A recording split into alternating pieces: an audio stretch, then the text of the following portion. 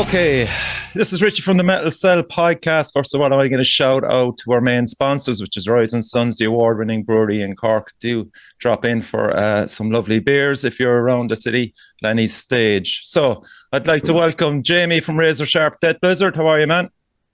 Not bad, you and everyone. All good, my friend. Jack from Carosa. Nice to have you back, Jack. Thanks. Good to be back. Yes, great, man. Howard from Partalon and Magnapina. Good to see everybody. Great to be here again. And John from The Siege. How are you, John? And Bad Reputation.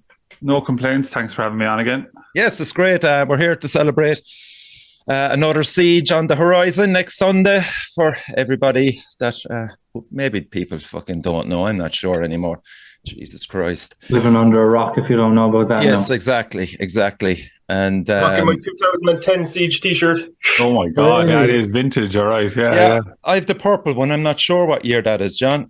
That was one of the ones that just came back after lockdown. Yeah, that's that one. That's the 25th edition there. Yeah. Okay, cool. But Howard's is the ancient, that one there. Like Yeah, I'm surprised it survived the fucking 14 years. You know, it's been put through a lot.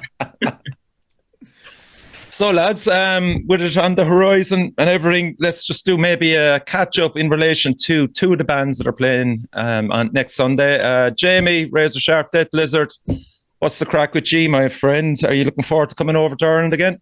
Just holding it together. It's like a fucking soap opera, this band. So it's we're getting there. We're trying to sort out vehicles and things, and we've not done hellish much. We've been playing quite a lot. Been trying to write for about 4 years since the last album came out. Wow. And I've ever since we came back from COVID, I've got my own business. Well, I'm one half of a partnership, and I worked every day last year practically and into this year. So my fault, really. We've not really done anything.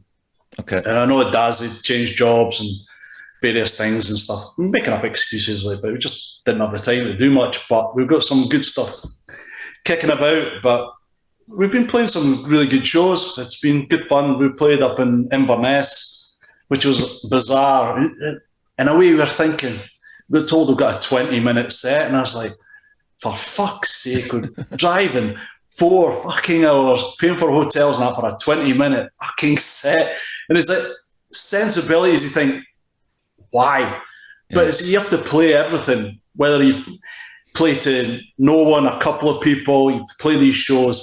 And we went up and it was awesome. It was Finn, Evan's pal, Finn. Yeah, I was just going to ask. Yeah.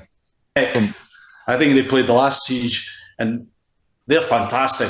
They're one of the best bands we've played with in a wee while, but it was a really good setup by Finbar. It's a great venue, tooth and claw. So it was good to be invited up to that, and we played a couple other things here, there. We've been down south,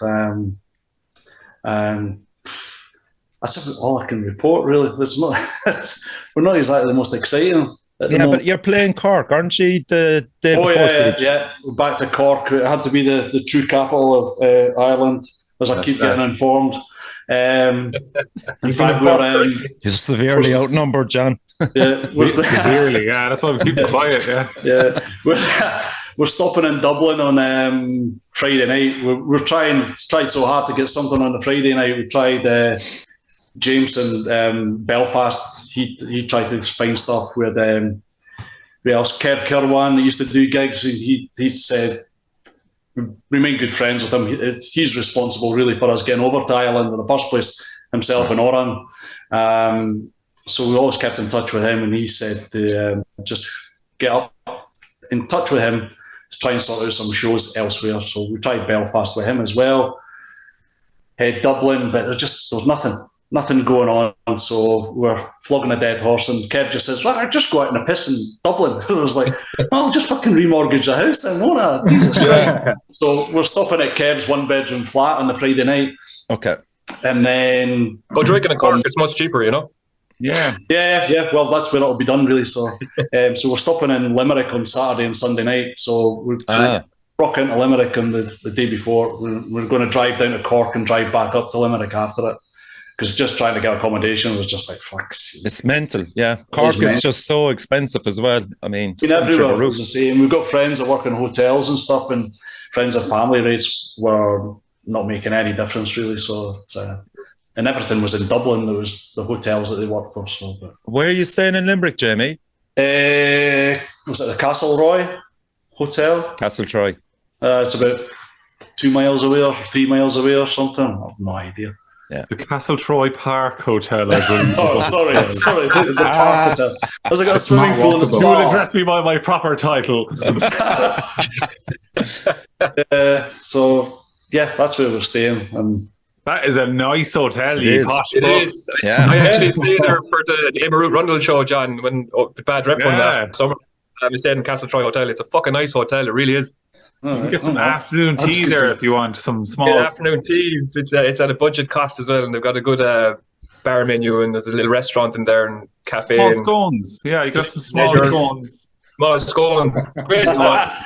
Clotted cream. Maybe Sounds jam like a and very cream. razor shaft death blizzard. Yeah, but the thing is it jam before the cream or cream before the jam? That's the old question. So, Yeah, I stayed there actually for Primordial as well, Castletroy. Yeah, I've more or less stayed in every fucking hotel in Limerick at this stage. Yeah, it's been harder. A lot of people have get onto us about hotels. It is hard. It's getting harder and harder, and it's not just to do with the weekend thing anymore. But sure, we've started on very miserable on this one. Everything's terrible, but hey, the siege is next. And it's all doable. It's all doable. Yeah, We it's all found a doable. way. And I trawled Airbnb and everything, and it's Yeah. just like, Airbnb is a sack of shit as far as I'm concerned. Yeah. I found somewhere in Tipperary, some farmhouse in Tipperary or something. And I was like, where's this? I'm just going to have to stay sober. How can I stay sober when I'm over there? So, anyway. what about the set list, Jamie? Can we expect a few new songs, or is it? I think you'll be disappointed, and I think Alex with Toombs is going to be disappointed because we ain't playing Chuggery. So it's Chuggery's just too long of it. As much as I've tried for it, but it's like Daz isn't too keen on playing it live because it takes up too much time in the set. But we've kind of altered it slightly. Put this way, the first song will tear your face off. So Okay. What I've loved so far is all your answers have been negative, but you've been remarkably positive for the entire thing. If you look at our songs and what we deal with, it's like fuck the world, fuck the Tories, and suicide. So it's really cheery band. And you've given us the stage times as well, John. So Razor Sharp Death Blizzard are on a 25 past 11 till 10 past 12. So ye will be clashing with 10 Ton Slug for some of the set. I suppose once you get towards the arse end of the the rump, the good meaty part of the day, it's really hard not to have clashes. Like myself and Kieran would have talked about that a lot. But at that point, to be honest with you kind of want strong clashes because if everyone was trying to get into the warehouse or everyone was trying to get into like just one venue, it just becomes unmanageable. So like having strong clashes is good towards the meaty part of the day. This is the meaty part, by the way. Yeah, It's good sign of the quality of the festival as well, when you have clashes, Yeah. Yeah, well, the biggest clash for me last year was Partholon and Memoriam.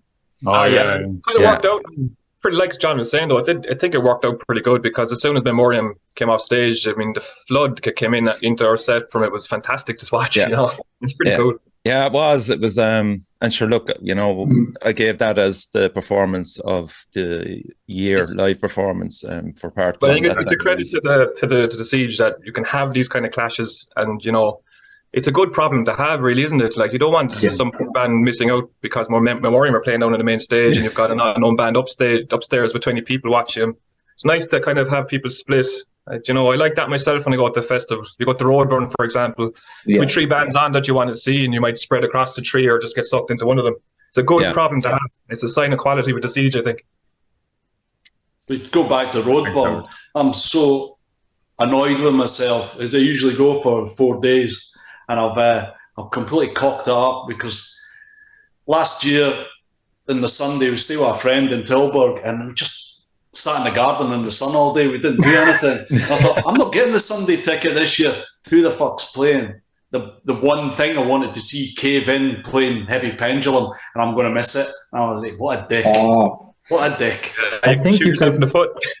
I've done it before. There was one year I missed Russian Circles, and I was like, So, anyway, usually, such is life. once you're in a Roadburn, though, is it kind of handy enough to float between venues once you have... It is in the main venues possibly, but the smaller venues you might have to queue up for a little bit, and you might not get in time to see the band you want. You'd want to give yourself an hour, you know. Yeah, but if you didn't have the Sunday ticket, I'd say you'd nearly land up and you could get away with it. Well, Sunday is a lot less people in attendance. It's a great time to go get merch and things like that because everything's a bit cheaper, and the vinyl is that there's a few euro knocked off this T-shirt here and that T-shirt there. Yeah, it's always worth getting the extra, and it's only an extra $20 or something, I think. You know. Yeah. We saw a great festival there, myself and Jamie, Damnation, in Manchester. Oh, Manchester. Yeah.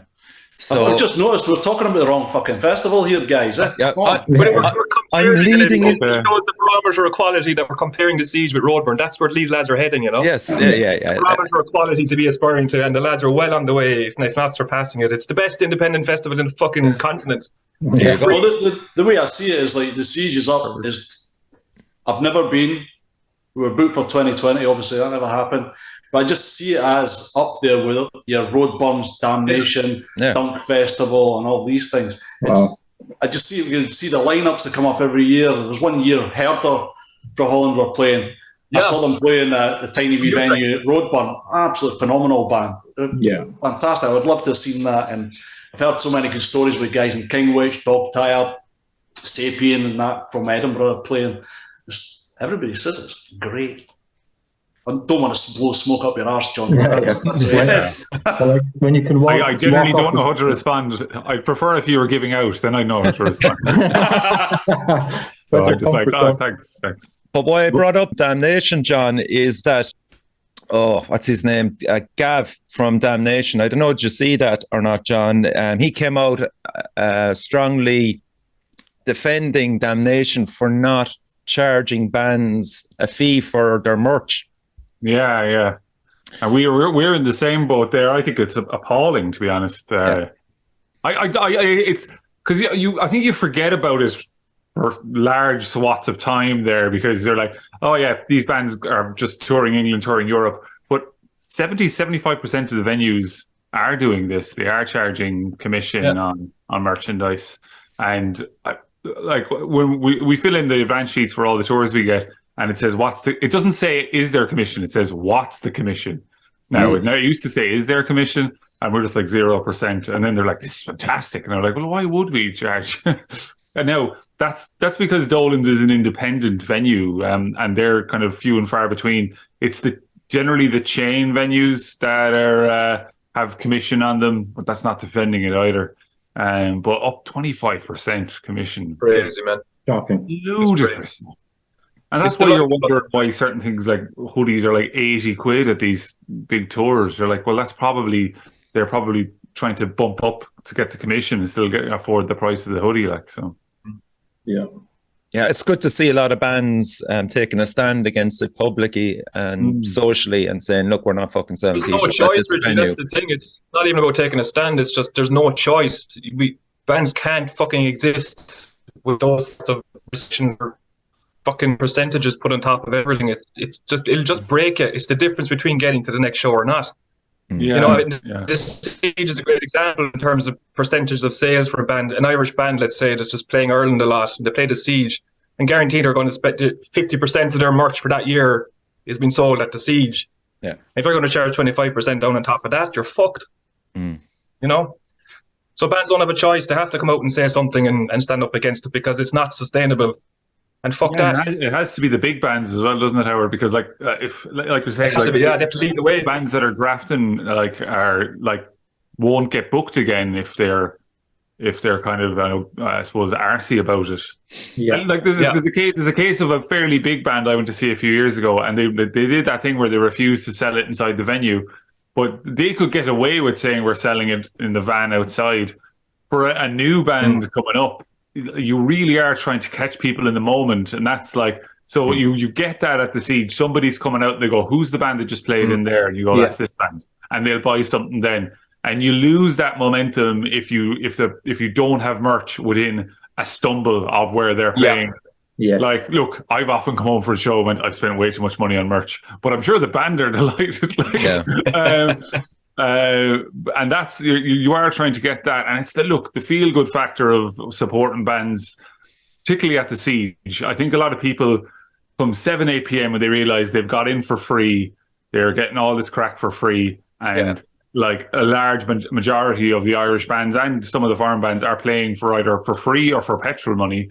They're like, Jesus, I can't. The guilt is coming over me now. So they'll come up and drop like 80 to 100 quid on merch. People I saw that Grey Stag there at the last Siege. A lad just came up and he was just banging out the 50s, buying everything they had, like, so, and multiple size. I'll get that, friend. I'll get that. I was like, fantastic. Give me all that. But I mean, it's fucking great when it happens. Like, just maybe clarify there, because there's probably a few bands there that are arriving at the Siege with their merch. How did they go about giving it to you, and how was the process setting it up? And well, we'll see. Jack and I'm just laughing. Jack, Howard, and Jamie all get my lovely long email that in the past. It's well explained ahead of time. And a short one as well once. Short one to remind you about the long one. and the funny thing is, at this one, I left a thing in it where I was like, all right, if they reply and miss this, I know they haven't read it. So a few bands had done that. I was like, all right, they missed it. And then I say, can you answer this question? But like, we've learned over the years about bands checking in. That's not something we used to do. So just to know who they're, like, we've had bands come and like, oh, here I am, like, giving out about myself. But we've had bands come and I've never met them, one or two. Back in the day, I'd be like, oh, they were here. Because like, they don't have to, if the people running the merch take the merch and they go up and play and the sound engineer manages them, then I mightn't meet them. Yeah. But now we've kind of made it my point to meet every single band that arrives, so they know who to come to when they have a question or something like that. So the central courtyard, they come in, they sign in, they hand in their merch. I've often said, don't have too much choice. When you have too much choice, it's all good at the start of the day, but come like, 6, 7 p.m, which I call kind of the happy hour for people buying merch. It's generally they want simple, straightforward. I have every size in this, and they're like, ideal. Yeah. Whereas you often have bands going, well, we've small in that, extra large in that, and quadruple XL in that. What one do you want? Make it easy for them. Yeah. You just have to make it easy. That's it. It's straightforward. And is it cash again this year for merch, John? It's going to be cash again. But I'm going to try. I bought a little sum up card machine, but I might only have to see. I can't do that for other bands' merch, because then there's this whole thing of like me having to transfer the money to them. So for the Siege merch, I might try and do some of it digitally, but it's just much easier for the bands to, like, I know you had a whole episode about the whole movement towards cashless. Cashless would destroy the music industry, would just gut it entirely. And I know people are like, convenience, give me convenience or give me debt. Yeah, I don't think people understand how they don't, man. It puts you in a different sphere of existence as a band if you're putting things through paid, digital pay. You're talking about tax. You're talking about a whole litany of stuff that you've never dealt with before. Rather than someone giving you 20 quid and you're giving him an item and you're fucking done. It's the way forward for most bands, and that's the way people are thinking. But for me, just from a fucking logical point of view, it cannot exist without fucking cash. It just can't. It'll be fucking buried. And it's going to be sad. It's going to be a sad thing. I'd one there, Reese, the last gig we played. I just came off the stage afterwards in Fred's, and there was someone who was trying to buy a t-shirt, fair play to them, but they had no cash, and they're saying, oh, do you have the PayPal app? And I barely have a phone, So I was there in front of them trying to download the thing. They were telling me how to do it, and then just like I have PayPal, but she was just trying to transfer it over conveniently. And I was honestly there for about 15 minutes with her. And I said, look, just give me your email address, take the t-shirt, and I was missing. We had to take our gear down. It was the end of the night, and I just found it absolutely bizarre. And like, off she went, and the payment didn't go through, and I didn't have the heart to email her saying, where do you live? I need that 15 quid or whatever it is. I'm coming to your house now. So off she went, and it was just kind of silly, like, Yeah, look, I noticed it at Carcass there a few weeks ago when they were setting up. They were having issues with the whole pounds. So if you have a card machine from England, it won't work in Ireland for some. Okay. Well, I know why, but so they needed it, so they went and bought an Irish card machine. And I just went up to their TM then at the end of the night and went, out of interest, how much was cash, how much was card? And he went, I'd say I have maybe 200, 300 in cash, and I did a few grand on card. It's just how convenient people are. I get it. It's awkward. People always kind of, and hopefully people listening to this will kind of see it from the other side. It's very easy for you to get money out or get cash back at the bar. It's very difficult to digitally give every band their due, and not have like, well, I lost 5% on Bloody Blah's app rate. I lost all this, and I have to charge you like 23% tax now. Because, you're like, and here's your tenner. And like, I don't know. It is a strange one. It's the first question I get asked at merch and we have it written up going, you taking card? And then there'll always be somebody who didn't hear us and then just has their mouth open for a few seconds. You're like, just go into the bar, they'll give you cash back. Now, we might have to find a workaround. I don't know. I don't really think about that much, to be honest. Yeah. Even though I've been talking about it for the last 10 minutes. And Jamie, do you have the same problem over in Scotland? We've got a card machine that's just off. It was a big Jim Speedhorn's tour manager. They got a card machine a number of years ago, and he said best thing they ever did. But yeah, the tax implications is something, whether you declare it or not, and things. Yeah, for your own show, a card reader could be fine, but it is you. Oh yeah, but when you're sharing a bill and you're sharing a merch table with 5 other bands and you've got somebody manning the merch for you, that's where it becomes an extremely big problem. With an old friend, Claire, known her for donkey's years, and she was doing merch for us the past few shows we've been doing it. Like, so I'd very trustingly, in fact, it was last time I saw Slug, it was a Red Crust Festival, I was steaming, and I had to trust her with my phone. And I was just like, please don't frape me. Please. Don't go on Facebook. Don't go on Instagram. Don't do anything. So I had to give her my password and everything like that. And she was using the card machine. We did all right. It is really handy, and I totally understand it. A lot of the kids, other than my 19-year-old daughter, she's a technophobe, but they just want to use their phone. They just want to go click, done, easy. They don't want to use cash. I get both sides of it. The cash side is far easier. I don't want to see cash disappear. There's that big fear that we're become a cashless society and everything's going to be controlled. I think that's a bit 1984-ish, but sometimes you think 1984 has been played out as a rule book sometimes, but I see both sides, but I can see John have a nightmare. You'd have to have every band doing their own merch with their own card machine, and I think I'd just open up. You know what it's like. Everybody gets, like in the email John sent us, everybody understands that bands get drunk and stuff. It's like things get left and lost and stuff like that. I've had to get somebody to pick stuff up from Manchester because I've left it in Manchester. Yeah, it's just like it's not usually best arse. It does. Galway bands are the worst in Ireland for leaving their merch, and they're all absolutely lovely. But then they're like, "You left your merch again? Yeah, where is it? I think it's behind the cistern in the or random places." And then there's John Quill, who once left his merch behind, and John Quill of Third Island, and he left it. I found his merch, and inside where the merch was, there was half a pizza and a bag of samosas. And I was like, you also left the food you had bought for yourself post siege. He was like, oh, Jack. And then Genuflection then from Galway just gave away all their merch at the end of the night. I don't know if you were at that siege. Yeah, I was at that one. Tebs just didn't want to bring anything home. It's easier to get rid of it. He just started handing vinyl to people.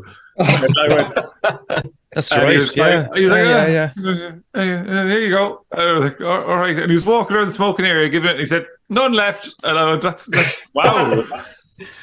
But I'd give two bits of advice to anybody that's doing merch from a band's perspective of playing at the Siege. When you're finished your gig, go down to the merch area and be there, and so you can talk to people and direct them in the right direction and have a chat. I think that's really important. And the second thing is to be very thankful to the ladies and gentlemen who are doing it for you. They're really, really putting themselves out, and they're doing really hard work. If you have it to spare, give them a T-shirt at the end of the night just to say thanks. It's worth it. It's worth the €10 of a T-shirt to give them something. Yeah, absolutely. So I think a shout out to those guys. They're fucking great every year, and it's a big part of the Siege at this point. So that's Mel, Aina, Emily, and Jack. That's all my entire team there. Yeah. Not this Jack, a different Jack. Speaking of Jack, let's talk to us about Corrosa. You have the album in the bag. It's done and dusted. Yeah. What can we expect of you for the Siege in relation to new songs? Or so our set, we're delighted with the slot, by the way. Thanks for that, John. And it's amazing to think that, having been to the Siege so many times and having seen the likes of Cannibal Corpse and Magua and stuff play on that stage, that we'll be getting up there too is a bit of a dream come true.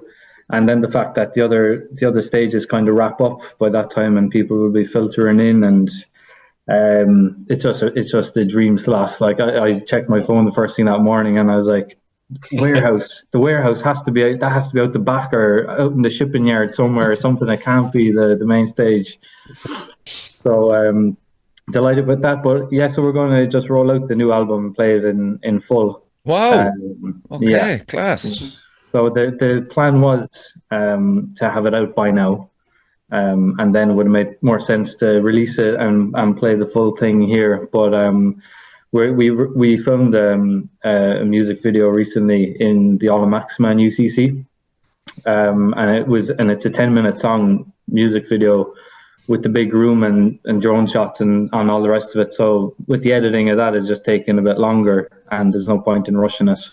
When it comes to sending the finished product out, it's the video that will probably be seen by people. So just trying to perfect that at the moment, but everything's in the bag. We recorded the album in summer 2021, which feels like last summer, but it's actually 2 years ago now. And the video is ready, so we're just going to play, because every time we meet up, we practice once a month now, which is actually really suiting us, because when we do meet up, everyone's fired up and hungry for it, and we just warm up by playing the album through. And nearly every time we do it, we're like, Jesus, we're in really good shape, and the album just flows really well. So we have it really as sharp as we had it 2 years ago when we recorded it. It's one of those things that's just in our DNA now, to just roll it out, and we enjoy it every time. It never drops in intensity when we play it. So it's perfect representation of us, and so we're just going to do that, and we're going to be comfortable doing that too, which is nice. Rather than chancing a new one for the next album again when we haven't even released this one yet, kind of a thing. So that's what we'll be at. In the meantime, we have been piecing some, we have a multitude of tracks we're working on for the next thing again, but I guess we're just taking our time with that, and just with, every time we've met up recently, it's been to get ready for a gig. So we'll play the album through a few times, and by the time it comes to piecing things together, it's just we haven't had the time to really work on it as intensively as you need to piece things together at proper quality. So we'll start working remotely more on new songs in the next year or two. But for now, it's just the album, and it's red hot. So we'll just roll that out, and it's low risk. I say that now, but it should be fine. Yeah. That's great news, man. So that's an exclusive for the Siege, John. Yeah, that's deadly. Yeah, in what I'm calling the Cork headline slot, because the last 3 editions have been Cork bands in that slot. Yeah, so. and it's been a really good slot too. It was worn out last time, wasn't it? Worn out that last time and Baylor the time before that. So that made it extra kind of. It was just really satisfying to see us take that slot, because it has become it's like the Sunday slot at Glastonbury when you get someone old playing. It's the Cork slot now. It's a long day though. It's a long fucking day, Jack. A long day. I'll be in the jacuzzi until the last minute. Come on, Johnny, you gonna? No, like that slot. Like, as in, it's like you said, everyone starts filtering into the warehouse, so it really is like the crescendo to the day, and it has worked. And I think from a purely Limerick bias standpoint, Crows have always done well here, even in their own shows, or whether they're on a part of a bill. But like they had a headline show there just after lockdown ended, and that was a great show. So it was kind of always in my mind that the next time they come along, that it would be that slot, most likely. And then it was possible. It's like, as in, there's a lot of moving and shaking when we're putting the timetable together. And I suppose when I sent it to Kieran, I kind of had hard set who I didn't want to move, and that was one of them for sure. So brilliant, fair play. That gig was something else. That's a lovely boy. No, I remember thinking that gig was almost like a dream, because it was still at the tail end of lockdown when you had to be, I think it was midnight or even 11 that everything had to be over by. So we were still at the tail end, and then we didn't play for another full year. And I remember at one point thinking, geez, that really happened, that we went up to Limerick and played the headline, and people really showed up for it. And I'd say we've played Limerick as many times as Cork anyway. It's really kind of huge part of Crows anyway. So that definitely helps in us getting this kind of big slot that we won't be, we'll be shaking in our boots, but we know that we can do it, Yeah. Exactly. You definitely got it, yeah. You're all good. And you know what? Go on, John. Sorry. No, there's certain band T-shirts that you see like kind of regularly in Limerick, and Crows is definitely one of them. So like it was a no-brainer decision for you to play that slot, because you're popular. Yeah, I'm gonna give a plug as well, actually, because the following weekend after the siege, Howard's band Partholon are playing at Molar Bear. So that's Slung from a Tree. And Slung from a Tree as well. Yeah. So really fucking looking forward to that. We had to cancel the last one. I got COVID. So kind of looking forward to this, and we've put a lot of work into preparing something for it. But we're really looking forward to it. I'm glad Slung from a Tree are part of it. I was just listening to their fucking album last night. Fucking awesome. Really, really good. They're launching it that night, are they? Launching it that night. And Molar Bear coming down from the north. They're another fucking great band. So yeah, they're class. So it's going to be a good night. That's one to watch out for after the siege the following weekend. Limerick is where it's at, baby. Yeah, Limerick is the lady. As usual. Say that again, Richie. Limerick is where it's at, baby. No, that Howard got COVID after it was cool.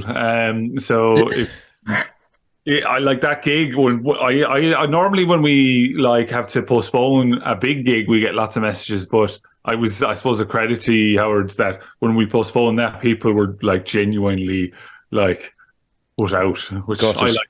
Yeah, man, it's fucking. My phone was a sad sight for the next 6-7 hours. I just had to turn it off and put it away. Well, look, they'll all be at the next one, so they'll all be at this one. Oh yeah, man! Look, we're firing on all cylinders for this. It's happening. You nearly got away with playing Limerick without Slung from a Tree on the bill, and then all of a sudden they're on the bill. Well, it's going to be a more stifled performance, because anytime I meet those boys before we go on stage, they dose me up, and oh my lord! Really, the first half hour is a bit of a floater, We've learned that lesson the hard way by now. Galligan is a strange. They don't mix. They don't do cocktails. They put the full fucking whack in. The kitchen sink is in that thing. Yeah, exactly. Owen from Slung from a Tree or Galligan. I'm conscious that I should name who it is. We discussed this just tentatively at one gig a while in the in between, and then I met him 2 months later, and he'd already discussed it with Howard, and I was like, I haven't even discussed it with Howard. And he was like, oh, oh, I thought it was all right. And I was like, and I said, right, well, look, we're doing it. So I was like, yeah. He knows what he's doing, that fucking Gallagher bike. Yeah. He knows what he's doing. Oh man. Yeah, that actually podcast will be recorded tomorrow with Owen and the lads from Slunk from Will it? The last one we did with those lads was Oh, fucking please great. tell me it's going to be like the last one. That is my favorite podcast. Camel horses and the lads down in fucking the Tralee fucking community centre. Oh, that was amazing. Yeah, it's up there with some of the best ones I've done, without a doubt. Yeah, it was just funny. As soon as you turned on the camera, it was funny. Like, who was the guy that was with him again? It was Camel horses, we were calling him, and what his real name was. Yeah. Manager, drug dealer, whatever else that comes in. Whatever you want them to be. Yeah, fill in the below. Oh, there's some lads. So let's go into the lineup on the day, if you don't mind. I'm just gonna go a quick run through of all the bands that are playing there, and maybe we might single out one or two afterwards. So there's True Home, there's Skellig, Howard. That's Barry from Partalone, yeah. Venus Sleeps, Wrong Kingdom. Cannot wait to see them. Corrosa, Darkest Error, Tuskar, Psychotic Outsider, Rest of Nation, Jamie's Razor Sharp, Death Blizzard, Archives, Words That Burn, Cruachan, 50-Foot Woman, The Last Vinci, We Come in Pieces, So Long Unto the Seance, yeah. Polly Pickpockets, Your Mum, Steiner, Four Knot, Burning Realm, Sky Pilot, The Grudge, 10-Ton Slug, and Nitro Nautical. What a lineup. Pretty cool, man. Yeah, there's something there for everyone, really, to be fair. It's a great finish on the warehouse stage with the Slug and Crows one after the other. It's going to be a pummeling last fucking 2 hours, isn't it? Yeah. Yeah, it'll be a tough 2 hours, on the pints. Leave no one standing by the end. Yeah, and so myself, Evan, and Danielle will be with Emmett for the From the Depths podcast, which is really cool. Thanks, John, for that. That's 2:45 to 3:30. Yeah. So I'm just checking there for clashes there. Hopefully you'll get recorded this time. Don't mention the war, please. I warned him on it, so he can figure that stuff out. I'm just actually a guest this time, so it's really nice. Relax. Yeah, relax, we will. 10-Ton Slug, let's talk about them. When was the last time they played a Siege? Man, so the bad rep history of 10-Ton Slug is fantastic, like really good. And then when I suppose the year before lockdown, 2019, we booked them, and then something happened, and then we've just had a series of unfortunate events happen with them on their side, with random things happening, drummers changing, Pavel doing jiu-jitsu. What's the story with Pickles with Pavel? Keep going on with Pickles. It wasn't actually even his fault, apparently. It wasn't his fault. He was just the wrong place at the wrong time. But this is, and like I've joked about it with Sean and stuff, like we're all good, but until they stand on the stage in front of me, I am not. I'm not saying anything, so I'm not jinxing this, Richie. Right? Yeah. They haven't played the Siege yet. They're just there as a name on a bill. So we'll wait and see. As soon as that first note. Now I've heard some of the rehearsals. I've heard everything. I think it'll be fantastic. If the poster behind me, actually, John, that you gave me was. What was that? The 2021, and they were on that as well. Yeah. Fucking hell. What happened was they played the gig with Brigantia and they caught whatever those guys have, and they can't fucking commit to a gig. You were talking earlier about Roadburn and people just sitting out watching it. You should talk to Brigantia about how many bands they see at a Siege. Oh, fucking hell. They came to the first Siege back, all of them, and saw no bands. After lockdown, they saw none, zero. Yeah. Oh, I love those lads, but Jesus Christ. Oh, my Lord. Yeah. And they do it with a smile on their face then. They're like, you can't get fucking mad at them, like, because they're just so fucking happy and sound and fucking everything else, you know? What about some of the selections there, John? In particular, what bands are you? No, I know at the best of times you're busy during the day, but is there certain bands there on that bill that you're quite proud of? That I suppose that they committed to it and now they're playing. Yeah, like Tuskar are a band that have been on our radar. They did a few things in Belfast and they played other shows, but they've never played the Siege, and they seem to be kind of getting festival slots across Europe. So I from a foreign band coming in perspective themselves, it's also really great to have Razor Sharp Death Blizzard coming, because they were caught in that COVID, that poster behind you that never happened, the siege that we can't count in the annals of sieges. But it's great to finally have them coming over. And Necronautical is an interesting one, because they came up on my Spotify Discover, and I was like, I think I got an email from them. And then I just looked, and it was there, and I was like, oh yeah, sure, go on, we'll give them a mail and see if they're interested. Now, more and more bands have agents now, so I'm dealing with a lot of agents more. But I think since lockdown, a lot of agents have been very sound. This was definitely the hardest siege I've ever booked. That's mainly down to life circumstances for me. But I seem to be running into a lot of issues with bands having signed non-compete non-compete clauses for other festivals in the UK and Ireland. I'm not going to name the festivals, but UK festivals had non-compete clauses for England and Ireland for certain periods, and it just completely arsed up with the booking process, and made me have to bring bands that I was mainly thinking for future editions, asking them, "Hey, do you want to come a year earlier?" Jesus. So it was interesting. I hadn't seen it before, but then I've been talking to a few other bookers, and they say, "Oh, this is becoming a thing now with festivals, because they want to have a certain level of exclusivity." Like one of the options I was given was that I could announce a band the day before the siege if I wanted, but I still had to book them and pay the full fee, and I was like, "That's pointless. I can't do that." Yeah. Well, I'm delighted with the way the lineup panned out, because as was said, I think there's kind of a bit of everything going on. And like in the past, I suppose some people have said we've been very, very death metal. I think the last two editions haven't beat Barbamorium headlining. Obviously, they were very death metal, but it's been diverse in the sense that there's been a lot of other genres on show in prominently throughout the bill. So I am very happy with it. I think it could be one of the ones that a lot of people remember, because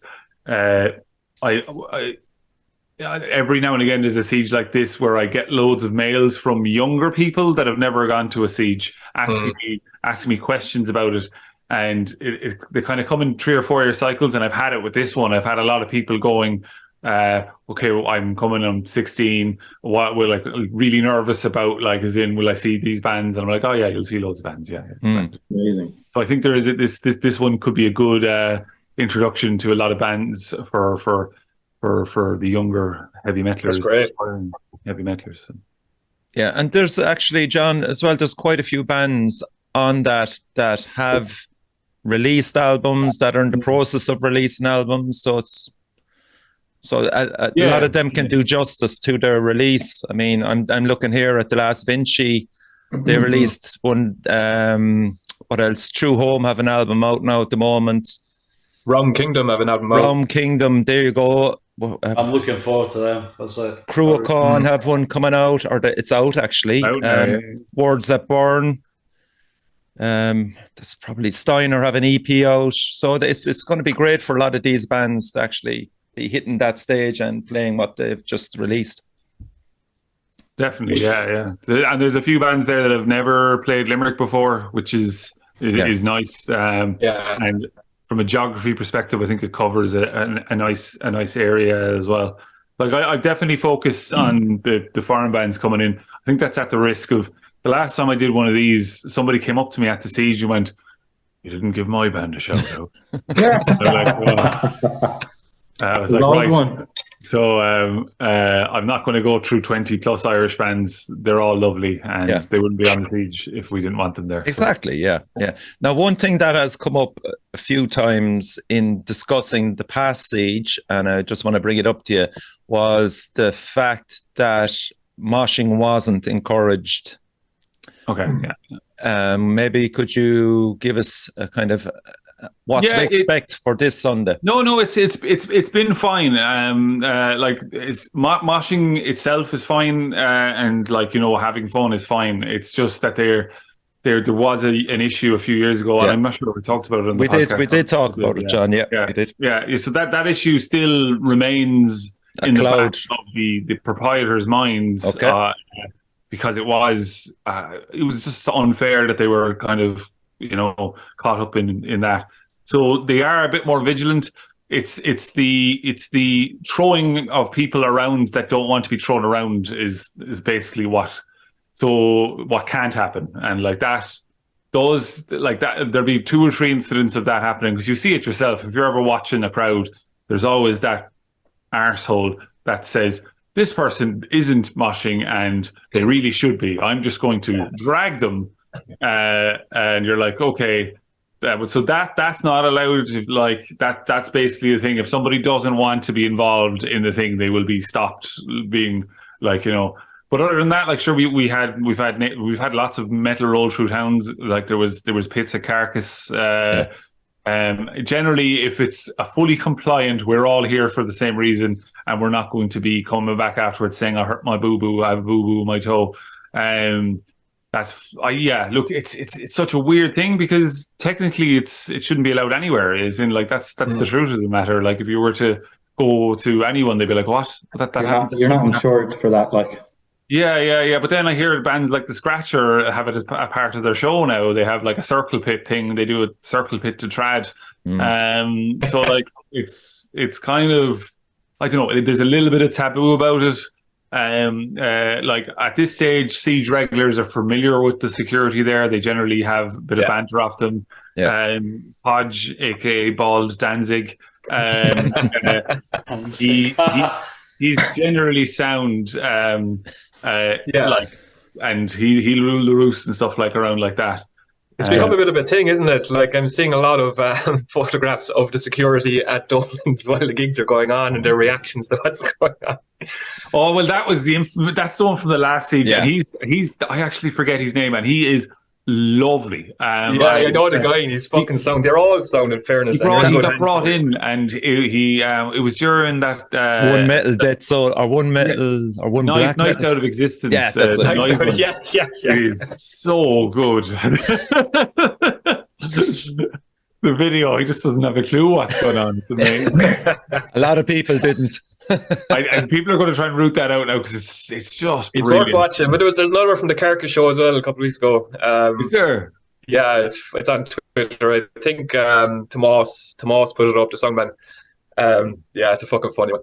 But is it the bouncer with the frosted tips? Yes, the guy.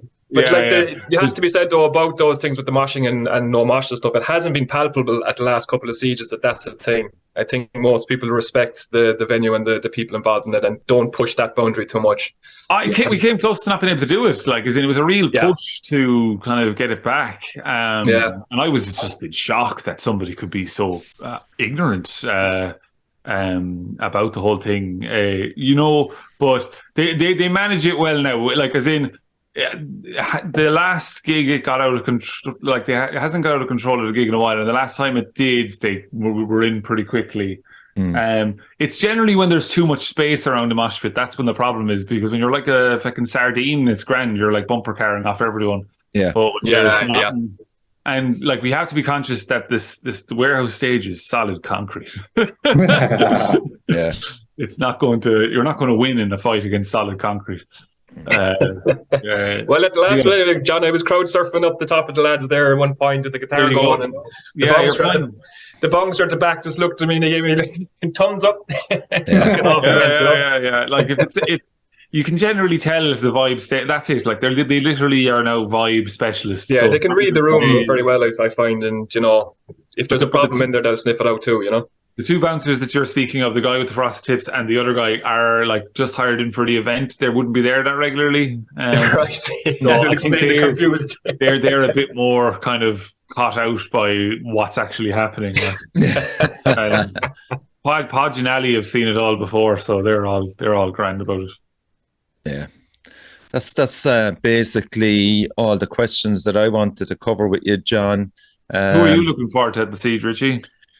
Rome Kingdom, 100%. Like yourself now, why didn't you shout out my band and this and stuff? But I'm going to be selfish anyway, and I'll definitely say Rome Kingdom. That album is just fucking jaw-droppingly brilliant. Monarch, it's fucking great. We played with them 2 weeks ago in Drogheda for Bones Fest, and yeah, look, those lads are they've gone a level up, I think, with the album, and it's such a tragedy around that band at the moment, and they've really come through it, and you can see it, and you can see them moving on, and I think this is a big step for those guys too. And that's something to be said about the Siege as well. It was the same with 100-Year-Old Man. It's a real place where, I don't know, you get together with guys who've been through so fucking much, and you watch them perform, and you watch them push through it, and understanding what they've been through, it just makes it that bit more meaningful. The Siege has always been a little bit of a magnet for, that's where we're all going to see each other this year. We're going to see it at the Siege, you know. And it's to celebrate, you know. Yeah. It's a celebration every time, I find. Yeah, it is, man. And you see people you haven't seen 6 months. It's like year. Irish heavy metal lords, essentially. Like, as in everyone kind of comes for to pray at the altar of heavy metal. Yeah. That 100-Year-Old Man set still sticks with me. Like, that was amazing. They were really on form at the Siege. Like, fucking hell, that was so much fucking. They're phenomenal. Unbelievable, and the nicest fucking guys that you could possibly meet, man. Yeah, lovely. Yeah, really nice guys. Jamie, did we see them at Damnation? What's that? Were they at Damnation? Did we see them at Damnation? No, I don't. Well, if they were, I didn't see them. So I think, as in not playing, but I know I saw one or two of the lads in the band. I don't know the guys. I don't know the guys at all. But I saw them. Same. Wasn't the same show. Same. You were talking about Tusker earlier on. It was in the same venue in Edinburgh, a tiny little venue. 100-Year-Old Man. Well, all the cameramen and photographers were complaining because all the flashing dry lights ice and the dry ice and the white lights and that. And it's like, that's what I love. I love that sort of stuff. It gives good atmosphere. Yeah. But what happened to 100-Year-Old Man was the same lines as Wrong Kingdom. Like, it's really, really tough to go over, isn't it? So it's so fucking hard, these man. things, and it's. I mean, we've had to deal with, not too personally, but it's been a bit close to home to us ourselves and understanding it. And I try and put it in a perspective. There's always I don't know what the word is. People struggle to talk about it and deal with it, but the only way I can deal with it is like that person, as much as it's tragic, the way I look at it is they're at peace. They've been through a whole heap of shit, and it's not. I just try to put up, you try to get closure on that sort of thing, and I think there's my business partner. He'd been through a bit of shit, and it was a very close. His cousin killed himself, and I saw him fall to bits, and we talk about it now and again. And I just say to him, I said, it's shit, and we'll never find out. There was no note, nothing. And all you can take from it is they're at peace. As tragic as it is, I don't know if I'm saying the right words, but that's my take on it, and it is tough. And I mean, we've got a song about it, and it's my favourite song to play in the set. I loved it. It's really came into its own the past year or so. It's like I think it's impossible to run in these circles and not come across this kind of thing. It's just a sad indicative thing of the way we all are. Yeah. But I do find that just these biannual events, things like the Siege, it really is a thing we say to each other if somebody's going through a tough time. It's like, I'll see you at the Siege. Yeah. Kind of a thing that's coming up, and we know we're all going to be there, and we'll see you at the Siege. And if you don't catch me at that one, you're going to get me at the next one. It's just. It really does. I don't know. It's bigger than the sum of its parts as the Siege at times, and I think John might not be aware of that, and maybe you are, John. But it is over the 15 years or so that it's been going on. I don't know how many times I've gone to the Siege just to fucking get through something or to catch up with someone that needs to be caught up with, and it's more than just fucking watching them playing a band. It's watching them interact and have fun and forget about it for a few hours, you know? Yeah, like keeping that, like Ireland is a big parish in a way, like and like when you go to a big festival abroad, you are seeing like all these huge bands that you don't know as people. Yeah. But like it's been important to me that the Siege still keeps that big parish aspect of it. Not in a church way, but in the way that. And I that's what I'm picking up from Howard there. Like, you're going to the Siege, you can just turn up, but you will know some of the people in the bands, even if you didn't even look at the lineup. You will know some of the people of the bands. You will know you can have a conversation, and you can basically reconnect with yourself a little bit and with the community in a way that you probably wouldn't get at like at a Hellfest or something like that. It does have that kind of, you know. Like I said, you know, the pilgrimage kind of element to it. It really does. And the guy you've been talking to half an hour ago is playing on stage now, you know. There's not that disconnect you have at Damnation, let's say, when you don't get to talk to fucking Metallica before they go on. But in the Siege, everyone's really accessible and makes themselves accessible, you know. Yeah, and even the bands that come to play, the bigger bands, like as in Carl Willits at the last one. Oh my God, yeah. Like, as in they'll just come out and hang out, and then they become part of this kind of network of people. And you're like, hang on, one of the most like influential death metal bands of all time. Their singer is just here having like a smoke at me and a pint. The crack.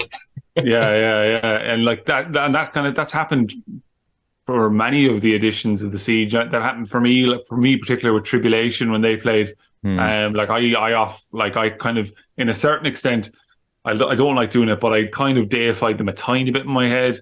But then they were like, oh, they're human beings, like, you know, and I liked that then. It kind of, I was like, why am I? That was a highlight for me too, the Tribulation time. And like, I remember because Gillock played that Siege, and for me, it encapsulated the whole thing. So like we played at maybe 5 or 6, and I remember getting up there in a cloak and corpse paint, and it was early enough that there was still children around watching us, and to come off stage and then see Tribulation later that night, and just meet up with everyone. It really just encapsulated the whole experience in one. You know, it was unreal. Yeah, there's certainly it's fantastic memories and more to be made in the coming few days leading up to it. We'll all be just counting down the days at this stage, and thank God it's only around the corner, lads. It's time next week. Yeah, you need to finish on a funny story though, Richie. Yeah. I could have provided. I'm not having this. I know it's very important, but we're not finishing on a story about people killing themselves. I'll tell you what we've got is that the last time we were over, I was hoping I was going to give you an exclusive, but it's not going to happen. We had a drunken discussion with Luke for Dog Tired. He was going to come and play with us again, like last time we were over, but it's not going to happen because he's away on a holiday up, so he would end up in a divorce. But anyway, the last time we were over, crossing on the ferry, on the way over, there was a bowling team on the boat, and they were loud as hell and really annoying. We were knackered, absolutely knackered. Like, just shut up. Anyway, on the way back, we were on the boat having a few pints, and we were loud. And then I can't remember who said it. It's like, we're the fucking bowling team now. So it was like, right, we need to get these really dodgy fleeces, and we need to get embroidered with "We are the bowling team" band logo and that. Anyway, we just got them done. So that's our uniform. We've got this really shit fleeces. "We are the bowling team" across the back, and our band logo in the front. So nobody else will have anything like that. That was the story. It was like, yeah, well, it's funny you mentioned embroidering, because just before I came on to do this tonight, I was actually sewing back patches onto my fucking battle jacket. Oh yeah, yeah. Give us a look. And well, no, it's all downstairs. But the fucking funny thing was, I was doing the Tombs one. Oh yeah, and the fucking thing is crooked, so I have to fucking get a scalpel out and just fucking take the whole thing back. So So sewing lessons. You can't Jesus. have that. If it was crooked and you turned up at the siege, you wouldn't live that down. No, especially with tunes of It'd be all. all over social media. All over. Yeah, especially with going around tunes. in a pageant. Richie Crooked Patch doing is what they on. Yeah, because there's a new. I don't know if this has transcended Limerick, but at my expense, which I have no problem jokes at my expense. There is a new toilet in. Have we talked about the new toilet? No, the Throne, is it, or some fucking thing? No. There's a toilet in the Casbah, right? That is ridiculously high. It's really high off the ground. And as people know, another name for a toilet, a slang word, is the John. And this one is now called the Tall John. So if I piss you off at any point during the day, you can just go in there and take it out on the Tall John. In more ways. Make sure you take a selfie of yourself with the Tall John and put it up on social media. Oh, it's happened. It's happened. Just make sure you have your trousers on, please. Yeah. Make sure that you're decent.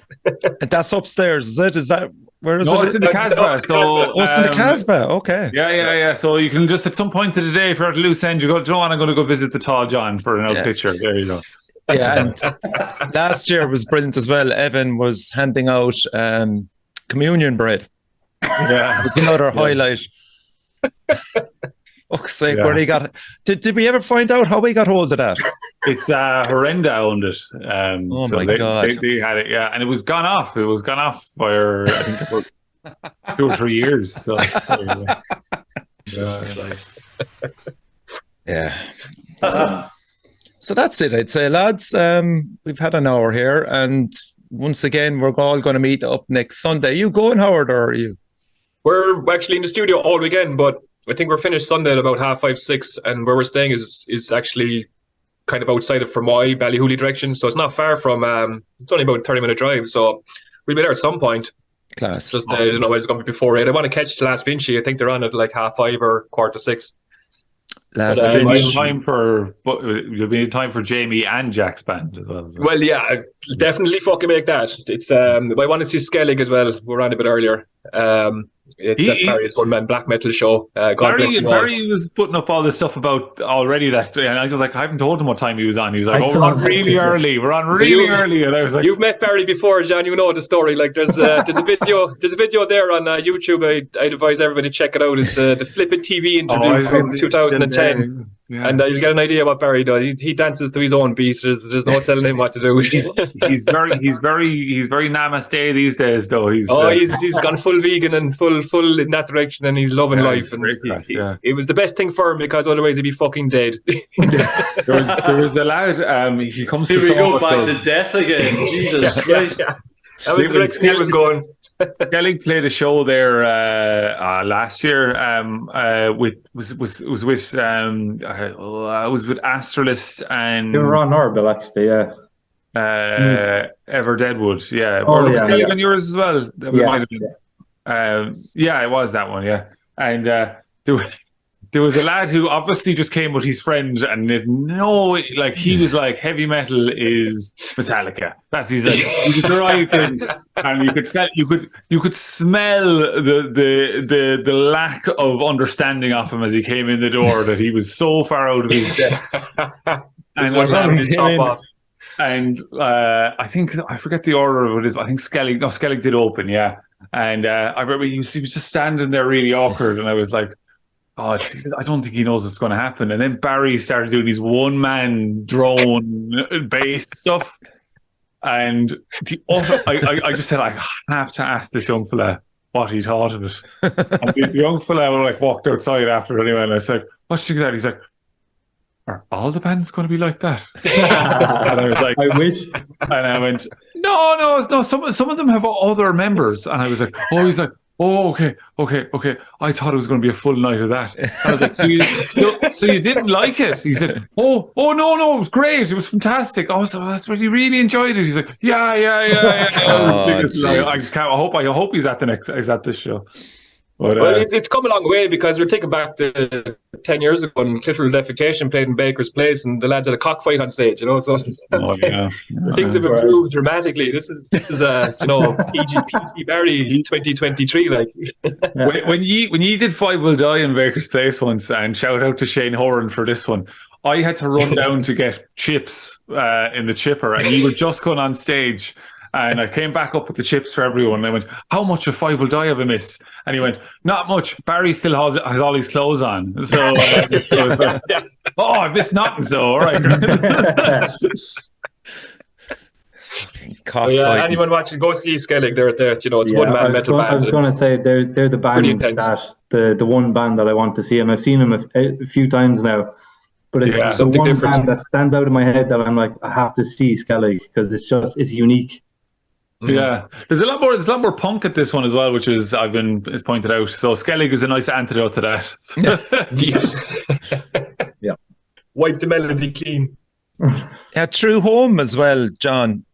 Yeah. They're a different band again, just bass and drums. Yeah, and it was Alex from Tombs that put them onto me. He said, "Oh, you should check out these lads. They've been kind of up and down the country about 400 times." And they seem to have huge fights at every gig they ever play. That's Tombs, by the way. And then love each other straight away afterwards. So what a band. But he said True Home were worth putting on. And I'll admit it, when I first put them on, I went, I don't get this. And then I listened to it again in the car, and I was like, oh no, I get this. Yeah, it's cool. Yeah, they're different. Again, another diverse act on the bill. So I think So the upstairs. Which one of you will be the person that I have the drunk? Because I generally stay sober right up till the end. But without a shadow of a doubt, every podcast I've done with the Metal Cell thing, one of the gathered clan here comes up to me absolutely plastered at some points and goes, and I'm like, sorry, thanks for coming on the podcast. I think I've done that with Evil, so I can be excused maybe. Oh yeah, that was great. Sure, How many times? You got no shout out at Evil. Yeah, that was class, man. None of us were expecting that. We actually were all gathered over in the corner when it happened as well, which was class. Yeah, and Richie said goodbye to me 5 times at that. There you go. So, and then he still was there. I just went. He said goodbye to me before the encore. He said, "I have to go. This is great. Thanks. Bring more trash to Limerick. Bring more trash. The long handshake. Bring more trash." And I was like, I'd get excited if I was that into Evil as well. But then I looked over and he was standing still over. And then they did 2 encores. And then after the first encore, he came over again. And then he came over again. And I mean, I'm not lying, 5 times. And then I was actually leaving after the gig and Richie was still there. I was like, Richie, I'm leaving. He was like, oh my God, I was meant to go home an hour ago. Yeah, and was in work the next day, 7:15. Yeah, we were talking to Pancho Pancho, Pancho from Zora, and the guy from Great Stag. And Steve. They looked the exact same. And Richie was just could not differentiate the two of them at all. He just kept talking to the boys as if they were the same person. Fucking hilarious. So when's the new album coming out? And he's like, I was just talking. Yeah, a load of people made that mistake, man, between the two of them. Yeah. They were dressed up as each other that night, in fairness. They did look very similar. So fucking funny. That was another highlight from last. But that's what the siege is all about, is the fucking chats at 12 o'clock when everyone's fucking locked, and they show their appreciation in that 10-second gurgle of blah, blah, blah, blah. Yeah, and do you know what as well? And we give a great shout out to him, because you mentioned him earlier anyway. Shane Horan, he's fantastic asset to have around the siege, and just a lovely guy. He was there at the start in the early days in Baker Place. He was the first guy that got a 5 Will Die up there at the time. And it was through him then we met John. I remember John used to do the door at the time, I think it was. He did. And it was so quick how all these things happened. We all just became fucking friends overnight, I think it was. And as we've all gone through life, you just see where everybody's at and what they're doing. And it's really satisfying to see that John is doing what he's doing and that Shane is still doing the photography at the level he is. It's fucking great, and Kieran doing the sound engineering. And all these guys who started off 15, 20 years ago and they're still doing it to a level that's, it's fucking great and it's fantastic and it's what the siege is all about, you know. So I can't fucking wait for Sunday. Roll it on. Woo! Yeah. Okay, so that's it then, lads. Jamie, can't wait to see your set, and we're delighted to have you back over in Ireland, man. Yeah. You coming down to the Cork show? I have to. Where is the Cork show? Have to do some Fred's. stuff. Right. Is it the Saturday or is it the Friday? Saturday night. Yeah. Saturday. I'll try and get into that if we can. Like, Jesus, I'll try and get it. Richie, I think your wife would be like, "What the fuck?" I know. I've something planned. So, for fuck's sake, that's no excuse. How dare you write me off? Let me state here now that I'm working on it. We both know the whole divorce proceedings and things like that. I had to announce this because I go to Roadburn every year, and when we were doing 2020, I wasn't going to Roadburn because I thought, right, I can't do both. I'm going to end up with divorce. Anyway, we were sitting for Sunday dinner and I knew it's like John had emailed and said, you've got a place, you're playing Siege. And I was like, fuck, like, I'm going to have to break this. And I was like, I've got some great news here. I was really jolly about it. And that's fine because Sarah understands it's like how much it meant and how much we lost that year because we had a whole heap of things planned out and it just went to shit. So I'm so appreciative that we're coming over to Siege and playing Cork, and we're going to be back over again soon. I'm looking forward to fucking 2 o'clock in the morning, Jamie, where I'm whispering in your ear how great you are and fucking. Hopefully, I can remember everything I said. Like usually, I can't remember shit. So yeah, looking forward to meeting all you guys. It's going to be good fun. It's a good community of guys. Every time we come to Ireland, we love playing there. It's just a different feel, is it? But to be fair, the Edinburgh scene seems to have, in the past few years, it's shit hot now. There's a really, really good scene in Edinburgh, Inverness, Glasgow. It's always a tough nut to crack, Glasgow, but Edinburgh. Would Glasgow be the equivalent of Dublin and Edinburgh the equivalent of Limerick? I've never been to Limerick, so I cannot comment.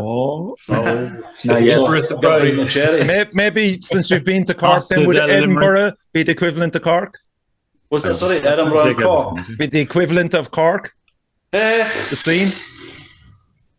Good people, good bands? Yeah. Well, the scene is definitely great, especially anything to do with Luke or Duncan Mountain and things. What Duncan's doing in Edinburgh, Glasgow scene's fantastic for promotion.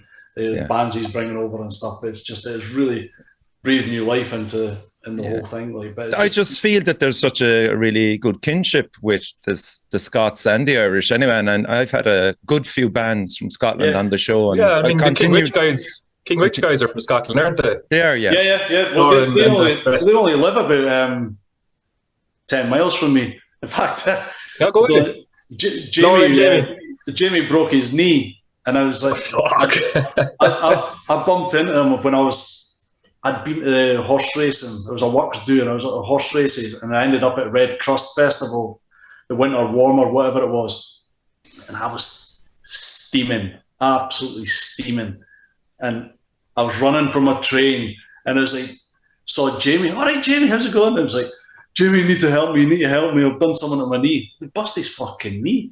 So I ended up in the bad books. My wife was coming to pick me up for the train station. I missed my train, trying to explain to her, you need to drive to Edinburgh, come and pick us up, and we need to go to the hospital. I was like, that was hilarious. But Jamie's got God, I can't remember the name of his studio. He's built a studio and he's in the back garden it was an old garage. Sort of steading thing, and they just recorded the Dog Tired album, and I saw that. Yeah, it's really good to see that he's got that off the ground. Like he's been trying to do something for ages. They're fucking sound people. They played here in Cork a few times, and when I was involved in the promotion a while back, we had them over, and they were so fucking sound, you know. They're a great band. It's them. Of course, you've got who else has been over? Iron Altar have been over as well, have they not? And they've just recorded an album. I don't know when it's coming out, but they're a bunch of sound guys. Yeah, I'm going to have them on the show because they sent me the album and it's absolutely amazing as well. Yeah. But just to correct the ship as well, just in terms of ranking Cork above Limerick there inadvertently, Richie, you got to look at Limerick and realise that they have a fucking legacy of 15 years or so. We don't have that. We've got a great guy at the helm at the moment with Evan, but you got to look at legacy in Limerick and look as to why these guys are surviving still in 2023. I wouldn't even argue with that. Jamie, you've tried the rest. Now try the best. Limerick City, baby. Yeah. We get no tourists, but we get lots of medals. So there you go. If you want to bring the missus over for the ride, go to Galway. If you want to come over for the music, go to Limerick. Let's leave it at that then, lads. Thanks. Tourist slogan anyway. Yeah. John gets the last word there, and brilliant. Okay, so look, Jamie, Jack, Howard, and John, thanks again for coming on the show, man. We'll all meet up next Sunday. I love saying that. And there shall be drink and fucking the finest metal being played in the finest venue in Ireland. There you go. Oh, Richie, you're good. Mic drop, and crucially support your local metal scene as well, lads. Yeah, absolutely. Thank you. Thanks, See lads. you next week.